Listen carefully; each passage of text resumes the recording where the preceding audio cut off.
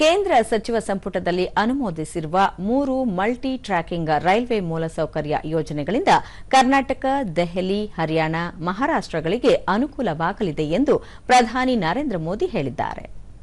ಸಾಮಾಜಿಕ ಜಾಲತಾಣ ಎಕ್ಸ್ನಲ್ಲಿ ಹೇಳಿಕೆ ನೀಡಿರುವ ಪ್ರಧಾನಿ, ಈ ಯೋಜನೆಗಳಿಂದ ರೈಲ್ವೆ ಮೂಲಸೌಕರ್ಯ ಅಭಿವೃದ್ಧಿಯಾಗಲಿದ್ದು ಸರಕು ಸಾಗಣೆ ವೆಚ್ಚವೂ ಕಡಿಮೆಯಾಗುತ್ತದೆ, ಉದ್ಯೋಗಾವಕಾಶಗಳ ಸೃಷ್ಟಿ ಹೆಚ್ಚಾಗುತ್ತದೆ.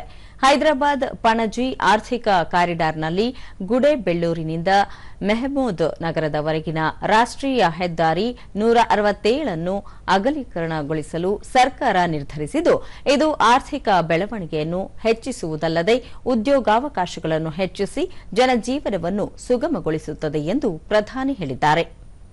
ಕರ್ನಾಟಕ, ದೆಹಲಿ, ಹರಿಯಾಣ, ಮಹಾರಾಷ್ಟ ರಾಜ್ಯಗಳ 12 ಜಿಲ್ಲೆಗಳಲ್ಲಿ ರೈಲ್ವೆ ಜಾಲಗಳನ್ನು ಸುಮಾರು 389 ಕಿಲೋಮೀಟರ್ಗಳಷ್ಟು ವಿಸ್ತರಿಸುವ 3 ಬಹುಮಾರ್ಗದ ಯೋಜನೆಗಳಿಗೆ ಸಚಿವ ಸಂಪುಟ ಒಪ್ಪಿಗೆ ನೀಡಿದೆ.